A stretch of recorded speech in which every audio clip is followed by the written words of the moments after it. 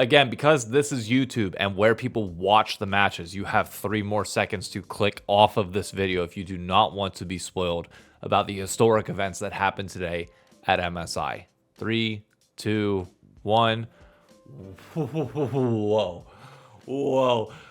Unbelievable. Vietnam gets their first ever best of 5 win against China. Let that sink, like, just truly, like, let that soak in to the moment that we've never seen before. Crazy day. And before we get into this, I do just want to give you all the update. Yes, this video is coming out at 8 p.m. Eastern Standard Time. That is going to be the new normal for this series. I'm going to have to relabel or rename this Good Evening North America, because now with series starting at 4 a.m. most times, they will not be done until I have to leave for work, which means that I do not have the capacity to get a video out in the morning.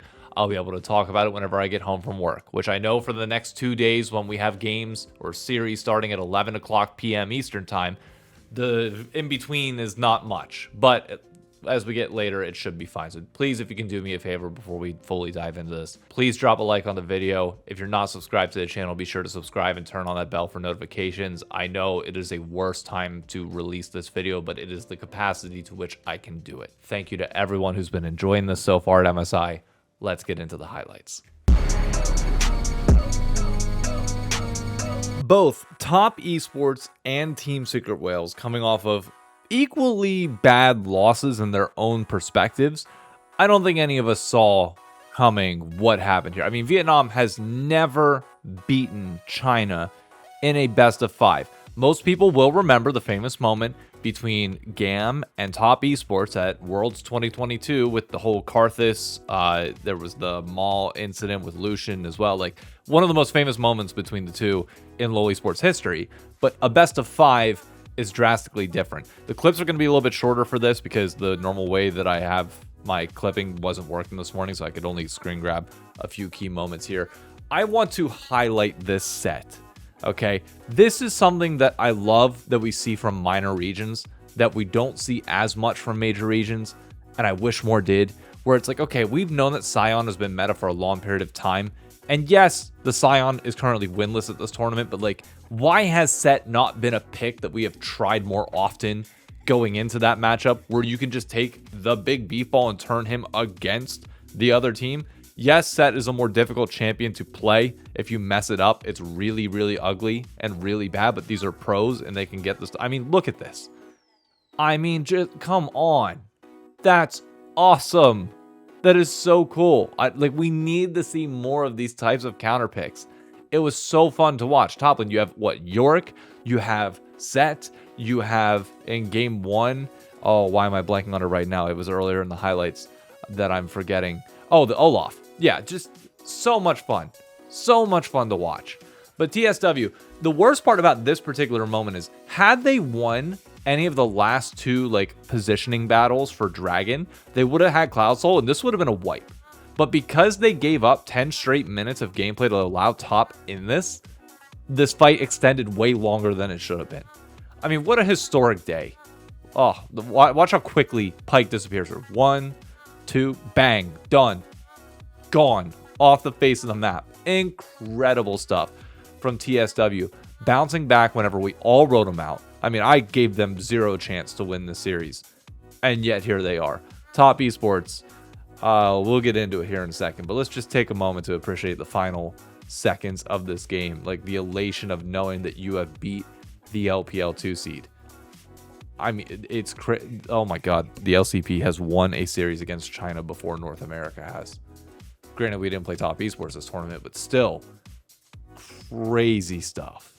This feels very 2019 MSI. It feels very Invictus Gaming, Team Liquid style, the 3-1 nature of the win. It feels like the support on both teams really being the one that's running it down for the LPL representative. Like, there's a lot of similarities between these 2 tournaments and what we're seeing here.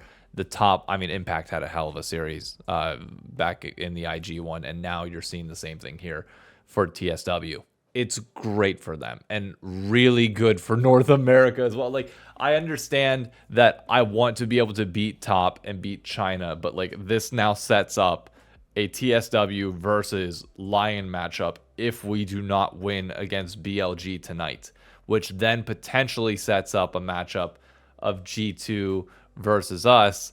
But I think G2, if I'm not mistaken, now has to go against T1, I think. Hold up, let me check. Oh man, this tournament just got spicy. And you got to give a ton of props to TSW. Like, I'm there's not much I can say in this moment, and not enough credit I can give to the individual players or the team in general, other than just allowing us to just soak it all in.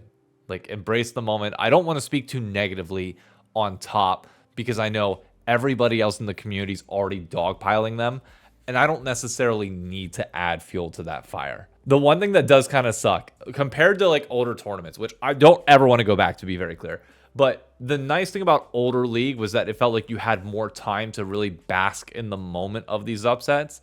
Now you're just immediately going to the next thing, which is fun and hype, but it all depends on the ability for that Cinderella story to potentially continue. And we'll see how that goes as time goes on. Just shocked at the turnaround the TSW had, like from looking absolutely lifeless. And there's a point to be made now about Hanwha Life and what they're doing to teams and the storyline that might be happening there because of this TSW win, which let's get into that G2 Hanwha Life series, shall we? There was a moment in game one where it looked like G2 might be able to compete. That moment was the only one we pretty much saw all series, as Hanwha Life beat the ever-living shit out of them after that point. And we are now talking about a Hanwha Life that has not dropped a single game, that has also not even looked remotely close to either of the two teams that they played. Granted, again, it's the easier teams by nature of the tournament. They're not facing the route that BLG is, where you immediately run into T1. It's TSW, it's G2, and now they'll go into the winner of BLG and Lion, which, if we pull off the upset, would be hilarious to say that Hanwha Life made it to finals without facing another Eastern team. But hey, that's the nature of the bracket and how it possibly could be. We'll see tonight. But Hanwha Life looked good, man.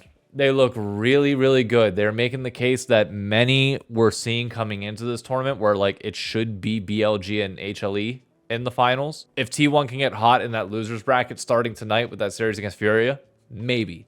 But as of right now, there has not been a single point within these series that you can look at for Hanwha and identify a consistent weakness or a consistent problem, which makes it tough to analyze them, because what do you say? They haven't faced anybody that's been able to apply pressure to them or really find a weakness yet. One-off moments are one-off moments. Like, G2 was able to get certain points of advantage, but like if you can't do that consistently, that's not a point of weakness. It's just a one-off. So I can't sit here and tell you how to beat Hanwha Life at the moment. Good luck to anybody that plays them or sits in their path of destruction. For G2, this now sets up the trajectory that we all kind of knew was coming.